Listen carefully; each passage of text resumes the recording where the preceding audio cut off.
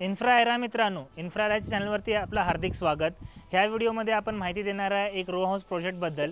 तर प्रोजेक्टची माहिती देण्याआधी जर चॅनलवरती नवीन असाल तर ह्या चॅनलवरती आम्ही पुणे लोकेशनमधले flats, row houses, NA plots, duplex, triplex ह्या संदर्भात आपण व्हिडिओज आणत असतो आणि माहिती आणत असतो।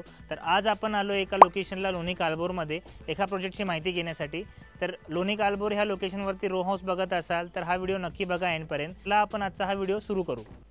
इथून मी तुम्हाला कनेक्टिव्हिटी सांगतो। तर कनेक्टिव्हिटी लोकेशन वाइज हे लोणी कालबोर येते, सध्या ग्रामपंचायतमध्ये आहे।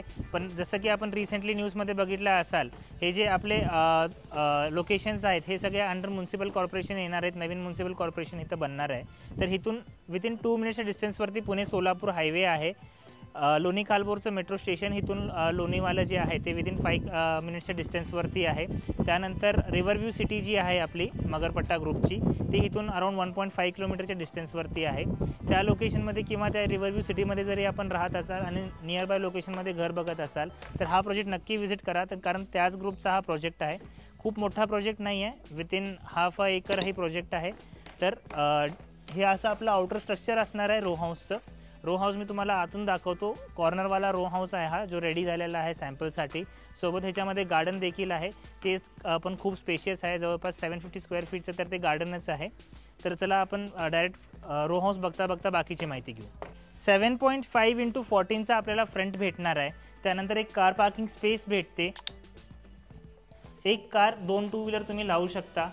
फ्रंट टू फ्रंट तुम्हाला एक 6 मीटरचा रोड आहे मध्ये। त्यानंतर हे आपलं गार्डन मध्ये 6 मीटरचा रोड आणि मग आपल्या ऑपोजिट साईडला जो रो हाऊस आहे त्यांचं गार्डन स्पेस, पार्किंग स्पेस आणि मग त्यांचा रो हाऊस।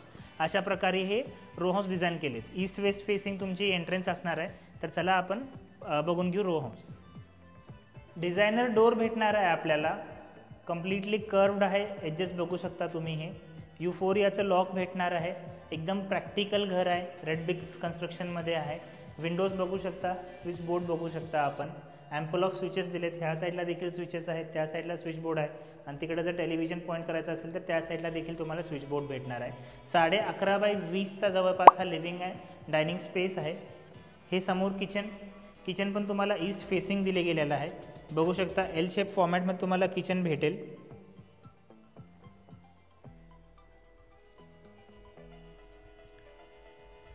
(11.11 × 8.6 किचनचे डायमेन्शन्स आहेत। या मी तुम्हाला ग्राउंड फ्लोअरची बेडरूम दाखवतो। ग्राउंड फ्लोअरला तुम्हाला एक बेडरूम आणि वॉशरूम देखील आहे। ह्या साईडला आपल्याला गार्डन भेटणार आहे। गार्डन बघण्याआधी आपण वॉशरूम आणि बेडरूम बघून घेऊ। ह्या साईडला आपली कॉमन वॉशरूम ग्राउंड फ्लोअरची आणि ही असणार आहे 9 × 10.6ची आपली पहिली बेडरूम। चला गार्डनमध्ये जाऊ आपण। सीडी खालती आपल्याला हा स्पेस भेटतो, इथं आपण स्टोरेज वगैरे करू शकता। वॉशिंग मशीन वगैरे लावायची असेल तर इथं आपण लावू शकता। हा आपला सुंदर गार्डन स्पेस आहे। मस्त संध्याकाळच्या वेळेला आपण इथं टेबल चेअर लावू शकता, आरामशीर बसू शकता, गार्डनिंग करू शकता।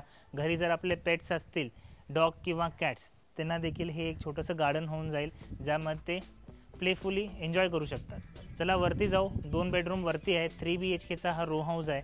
प्राइसिंग मी सांगितली नव्हती, तर 85 लाखपासून 1.14 CR पर्यंत इथं प्राइसिंग आहेत, वेगवेगळे आहेत। प्रत्येकाला गार्डनचे डायमेन्शन्स जे आहेत ते चेंज होतात। इंटरनल जे डायमेन्शन्स मी सांगतोय रूम साइजेस ते सेम असणार आहेत, फक्त जे डायमेन्शन्स आहेत। कारण हा प्लॉट थोडासा असा ट्रायंग्युलर फॉर्ममध्ये आहे, थोडासा असा तिरका असल्यामुळे गार्डन स्पेस जशी जशी कमी होईल तशी तशी प्लॉट एरिया वाईज प्रत्येकाची प्राइसिंगमध्ये डिफरन्स येणार आहे। चला वरती जाऊन बाकी बेडरूम्स बघून घेऊ। चला फर्स्ट फ्लोअरला मी तुम्हाला दुसरी बेडरूम दाखवतो। ही बेडरूमची एंट्रन्स, एंटर केल्यानंतर लेफ्ट साईडला तुम्हाला वॉश बेसिन आणि वॉशरूम भेटेल।